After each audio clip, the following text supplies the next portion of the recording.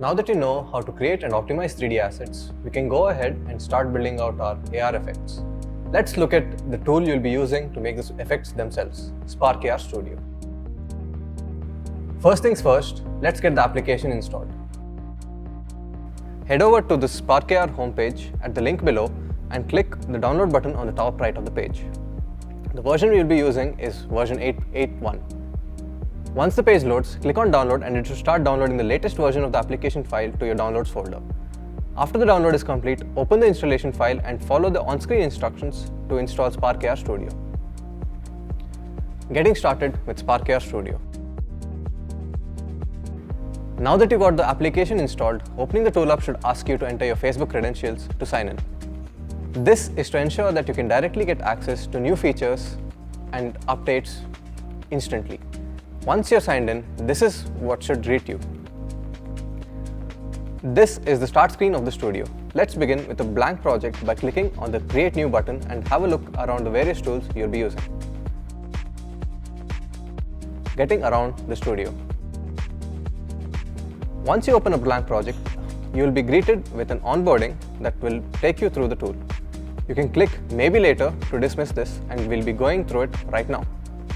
If you ever get stuck, you can always bring this back up by heading to Help and Spark AR Studio Tour. Once that window goes away, your screen should look like this. There are various panels in the window that you'll be using regularly. Let's start with the large middle section. The viewport. This is the middle section of the studio window. Here, you'll be working directly with the effects you build. The blue lines in the center of the screen represent your phone camera, and the shape it creates represents what is in the view of the camera. It's also called the user's point of view or POV. Notice that the camera is selected on the left panel of the screen. In the video shown, the camera that is active is the front camera and the person is in front of it. Anything outside the blue lines of the camera will not be visible to the screen of the device. At the top of the viewport are the manipulators. Use them to quickly change the object's position, scale, or rotation. The position of the object is where it's placed within the scene. The scale makes the object appear larger or smaller.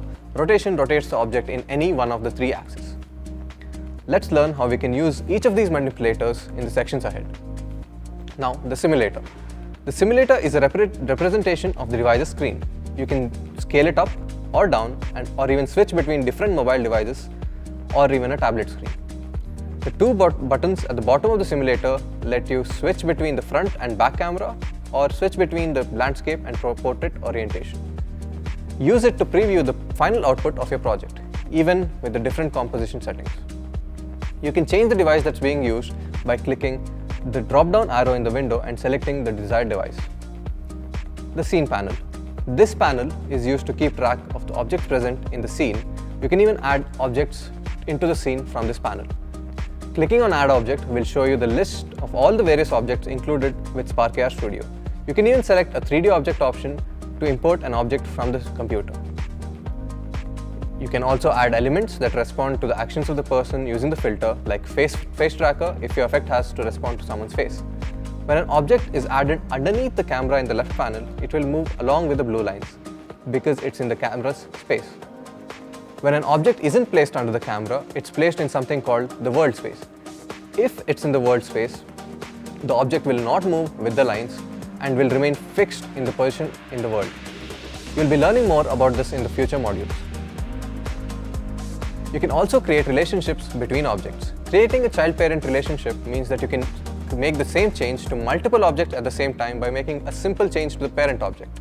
Think of it as putting files into folders. Here, the object which holds the other objects inside it is called a parent object, and the objects inside this parent object are called the child objects. To create a child and parent relationship, drag the object you want to be the child under the object that you want to be the parent. The Assets panel. This panel is where all the assets that are part of your project are present. You can add your own assets to the project or create assets in the Spark AR Studio as well. Click on Add Assets to create assets or even add your own from the computer.